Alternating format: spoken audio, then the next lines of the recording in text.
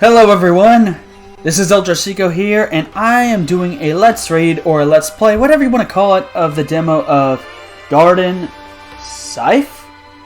I remember it was called Garden of Self in the file name. Maybe I'm misreading. I don't have my glasses on, but I'll figure it out. Anyway, I'm not certain if I'm going to be doing a review or just a playthrough. If I was looking at it from a reviewer's perspective though.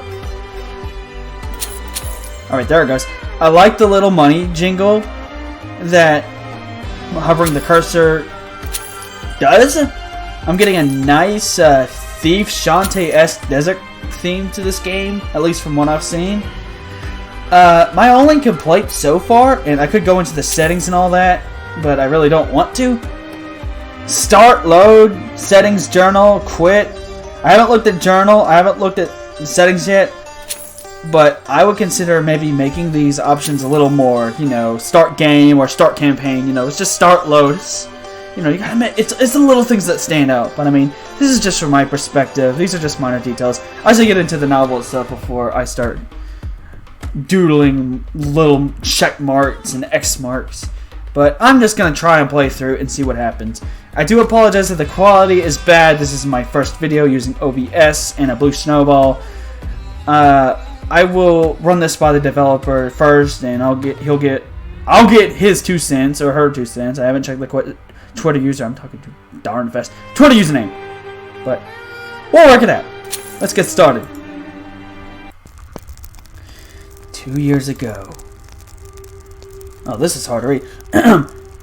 The memories of that day are nothing but a blur to me, but I do remember the cries of the victims and the sadistic dance of the flames in the sky, black with thick smoke that polluted this once clear atmosphere.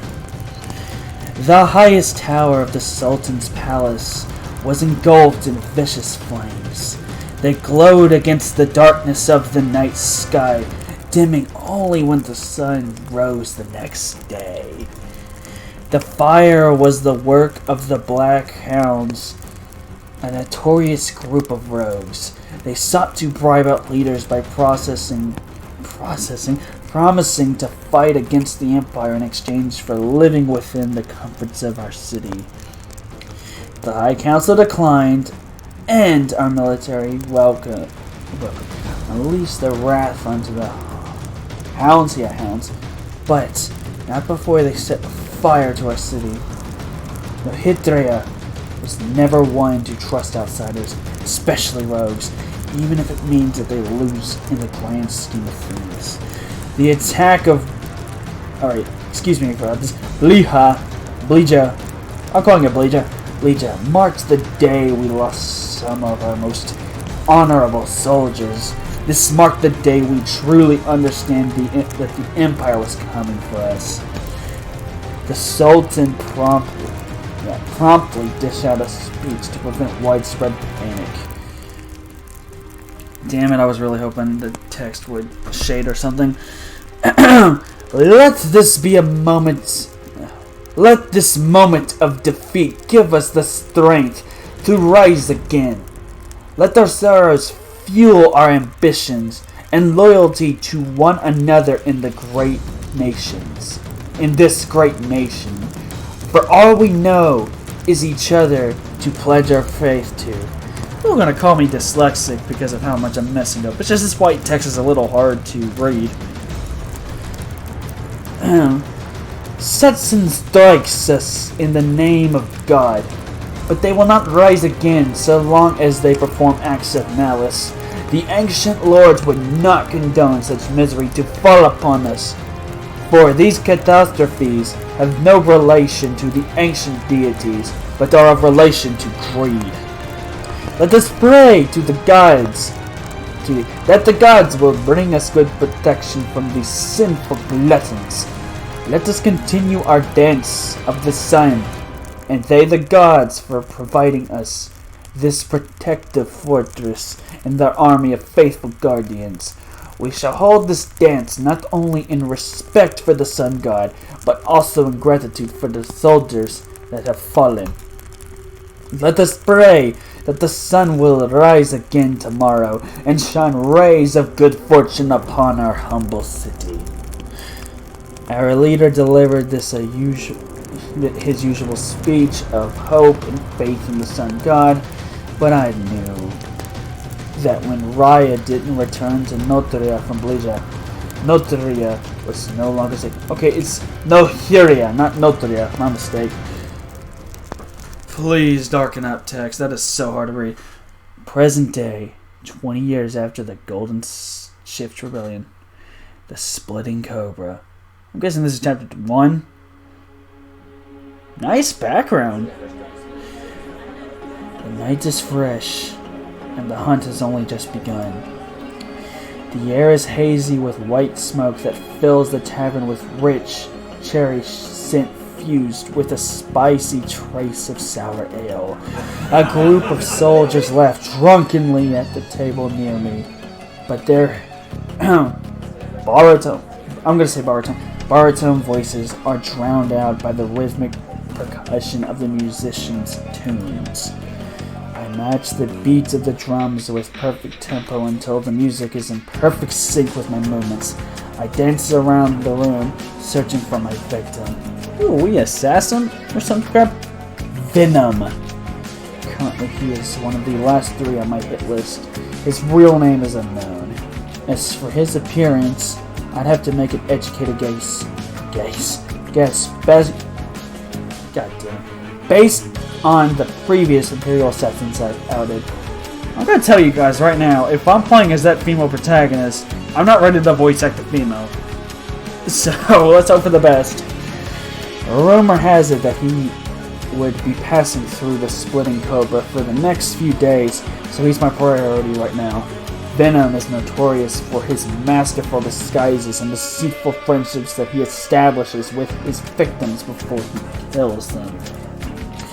Some say he's mentally unstable, and actually rebels in destroying the newly formed friendships by slashing them in half with his twin swords.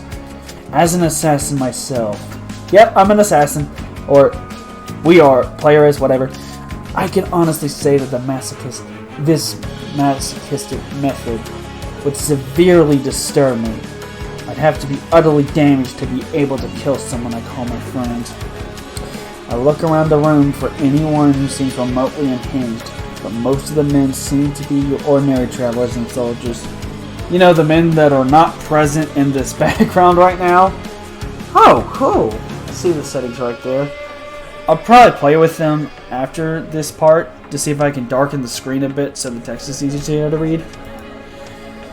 But then I see a man, a hooded figure draped in lavish, vibrant colored linens and polished metallic plates of armor cover his left shoulder. His entire chest is likely protected with the same metal hidden beneath his jacket. His jacket is stained with a sanguine shade like dried blood. Gaudy, tasteless gold outlines his armor, and the buckles that fasten his suit together. Nohirian colors. In a predominantly Imperial tavern. You've got a little chunk on your cheek, but I can work with it. Rotten hell, Seif. Alice, one of the other dancers, storms away in a huff. She sees me sway in the direction of her insulter and cocks her eyebrow inquisitively. Big word. I've danced alongside her for 2 solid years now to know what that look means. Good luck with that one. I approach the dark, unholy figure, sitting quietly in the back of the lounge. He stands out like a sore thumb with his sober eyes and wicked smile. Do we get portraits now? Sort of. He is definitely not Nohirian, I think to myself.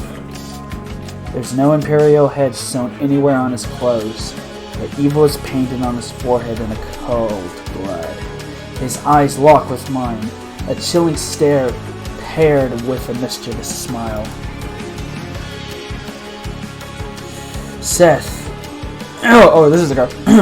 Seif, why don't you try flowers next time? Flowers, you say? Yes, flowers. They're the first step to unlocking a woman's heart. And then she'll do whatever I want? To some degree, yes. Although, I would also leave out any comments that resemble chunk to your cheek. Flowers it is, then. And what kind of comments do women prefer to hear? Probably something like, your eyes slay me. They're as blue and sparkling as a lake of water that quenches my thirst in this vast desert. Do you know what the oasis looks like? I don't, but I can only imagine it's beautiful. That's a shame you haven't been there. Maybe I will take you there someday. I like desert roses. Then I'll start with those. I'll pretend to be surprised. Oh, I can guarantee that it'll be a surprise. It's no fun when it's expected. Kind of like a proposal. If a woman knew she was going to be proposed to, then it wouldn't be fun for her when it happens. I cock an eyebrow, and he dishes out an almost charming smile. I'm getting Hazama vibes from this dude. I'm liking this guy already. He's clearly not a good guy, but I like voice acting baddies. I'm not sure I'm following, but if you want my opinion, I think you're better off starting with flowers than proposals. I'm not a proposal kind of guy anyway. Then what kind of guy are you? Oh, I'm not really a romantic. I'm kind of a killer. A pretty damn decent one. So I'll have to admit that romance isn't exactly my strength. Are you sure about that? Alice seemed so charmed that she stomped away in disgust. I'll bet men are charmed by your sarcasm, dear.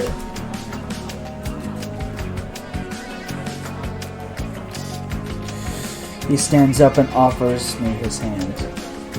I stare at his palm, dumbfounded. Am I supposed to be compensating you for those wee words? Okay, so the player is Ayaz. I feel that she would be a bit more confident than what I'm portraying her as. So I'm gonna try and speak just a bit lower. Of course not. You couldn't afford me anyways. I smirk, half amused. I would like a lesson in the art of dancing. I thought your sarcasm was less than enchanting. Well, apparently you're the best I can get around here. I laugh through my nose and accept his offer. Oh! Really? Technical difficulties. Let's try that again. I laugh through my nose and accept his offer as he leads me to the center of the room where there's ample space for us to dance. I can feel the harmony of the flute saturate the air with an enchanting mood. Seth slides his hand over to the small of my back as his other hand intertwines with mine. You've got an unusual style of dancing. He doesn't respond, seemingly lost in thought. He casts his gaze to the bar.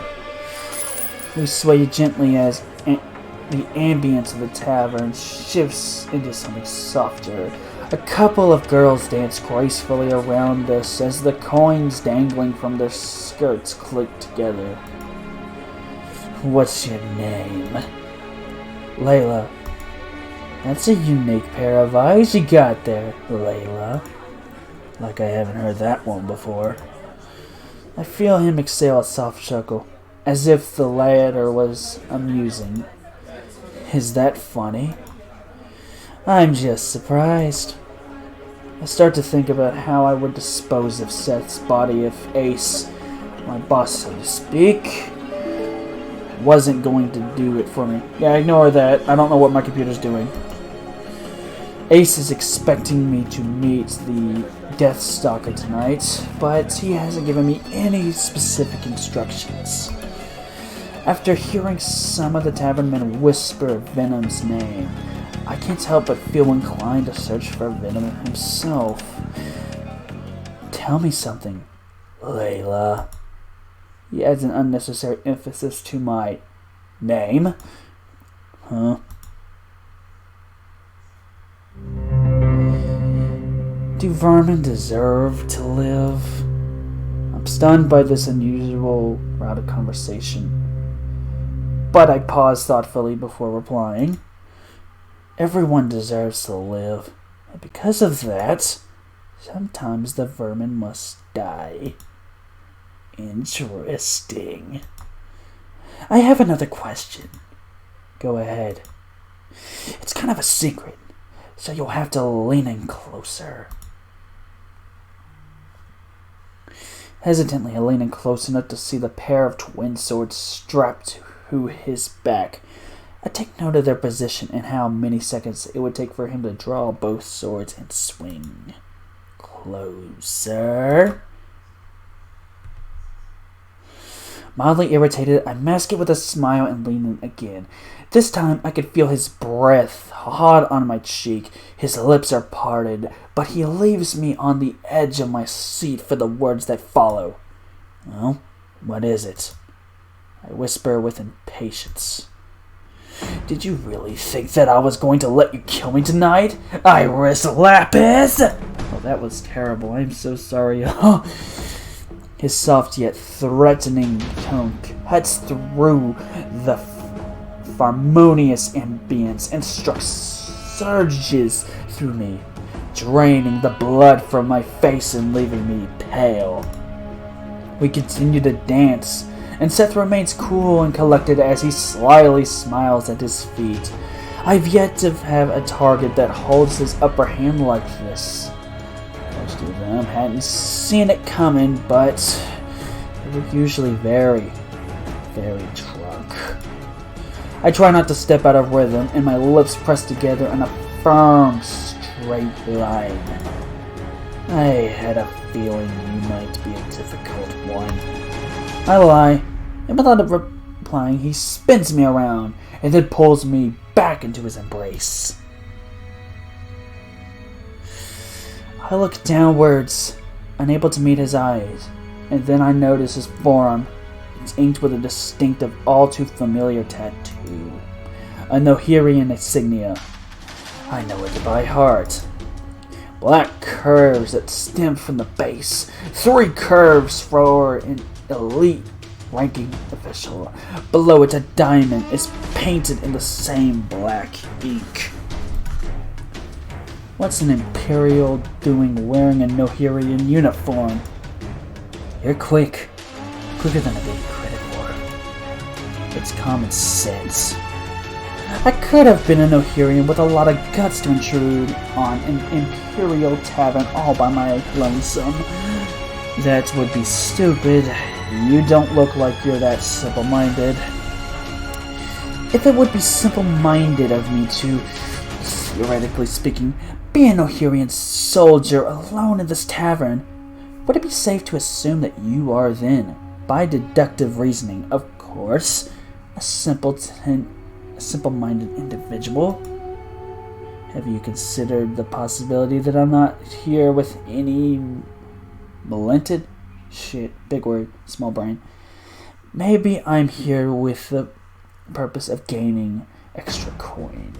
We all know how spend-happy Imperials are, after all. He speaks into my ear in a hushed, yet aggressive tone. 5 Imperial men are missing. What do all of them have in common? Cuts me off before I can get a word out. Well, I'm glad you asked. Most of these men have passed through this very tavern. It's a little bit of a coincidence. Faces me now, eyes blazing with wild excitement that's unsettling. It's hardly a coincidence considering how popular this tavern is. How about the fact that they were associated with the attack on Bleha 2 years ago, when a battalion of Imperial soldiers ambushed a camp of Nohirian soldiers? You remember, don't you? I can't say. I recall much about it other than the fact that the Empire attempted to get Nohiria to bend to its knees. I meet his eyes with a stern look as the lie so easily slips from my lips. You say you don't recall. Yet something about that event has left you bitter. Silly girl, you picked the wrong prey to hunt. He flashes a wicked smile. Imperials are so cocky.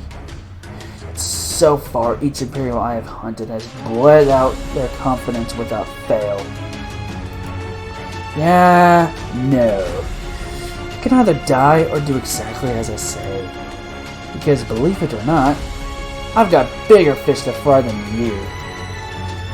If you got better things to do, you're intriguing justice into your fallen comrades, then why are you wasting your time with me, Imperial asshat?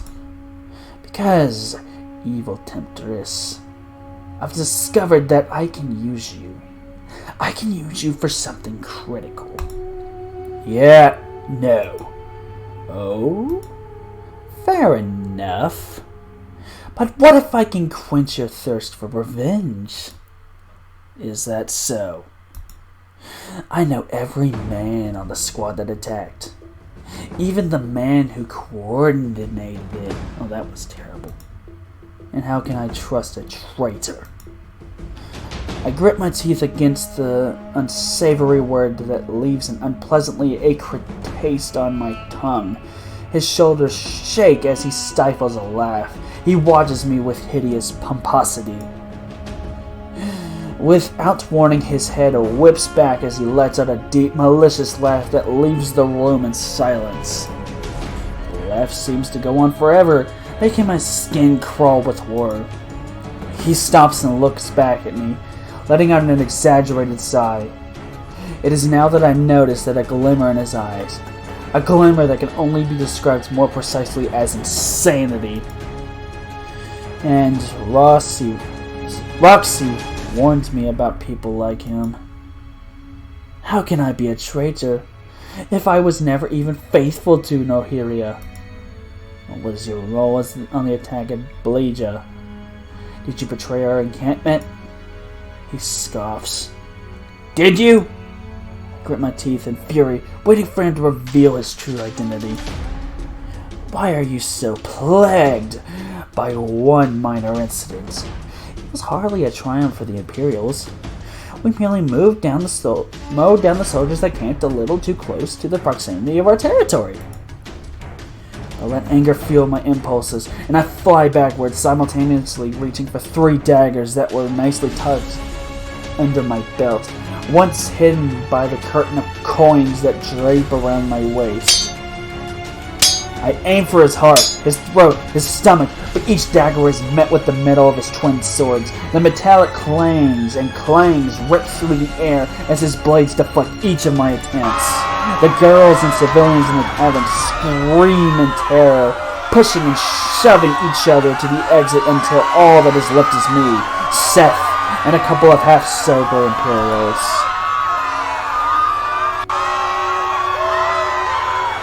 Now that wasn't very nice.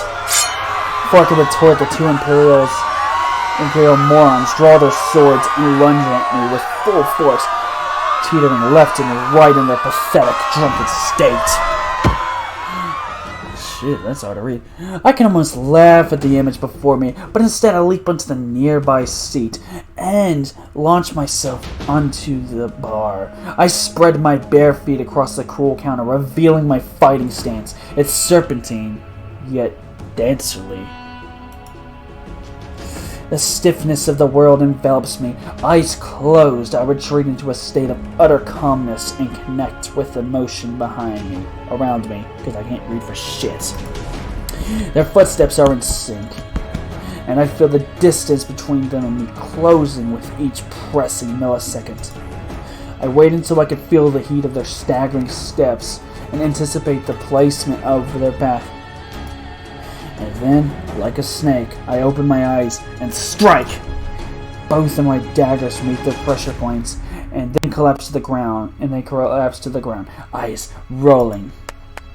Seif class theatrically, and my connection to this world and art of hunting morons is rudely interrupted. That's a woman right there, good sirs. He steps over their now lifeless bodies with little respect, as if they weren't his own men that I just brutally murdered. Did you really think I wouldn't put up a fight? I wouldn't have expected anything less from you, sweetheart. Seif saunters his way towards the edge of the bar as I stride across the wooden counter with confidence. He leisurely raises one of his swords and rests over his shoulder as he comes to a full stop, just a step away from the bar. He lifts his other sword and places it on the counter as an offering. For you, evil temptress. Is that so? Just isn't fun if we aren't even playing on if we aren't on even playing fields. Like I'm going to believe that this isn't a trap. Like you are going to attack me with the second I walk over there and pick that sword up. Or you could remain swordless, because that's going to work out just great for you, isn't it? I roll my eyes skyward, snatching up the nearest bottle of Teflon ale and hurl it in his direction. He dashes back to avoid the explosion as the glass shatters across the door and an acrid smell of ale intensifies. I rush to the edge of the counter, seize his little gift, and slice it through the air a couple of times, giving it a test run. I don't need a sword, but if he's dumb enough to offer, I may as well make use of it.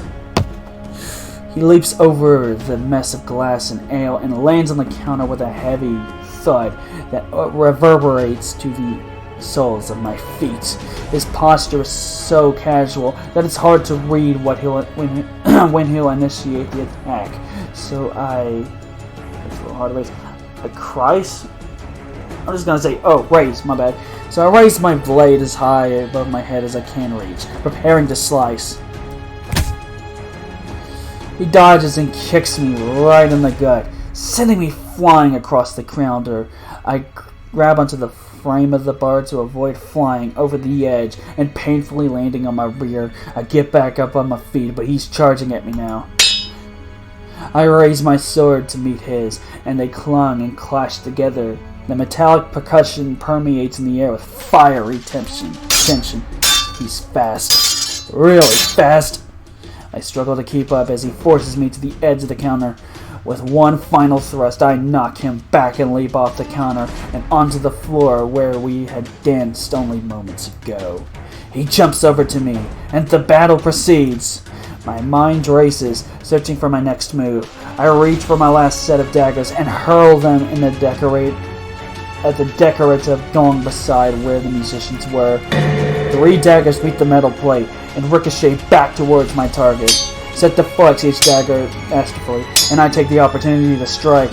I miss his neck as he manages to dodge, but his shoulder bleeds profusely. He stops and touches the wound, examining his fingers.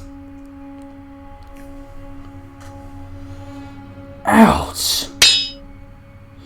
I rush at him for another strike, but our swords clash once again. This time, it seems I have gained the upper hand, as his movements are slower and less calculated. But for a stinging pain in my lower left abdomen signifies I spoke too soon. I attempt to strike him once more, but he ducks. He slides his leg across the floor, knocking me over, and I fall right on my ass. I try to jump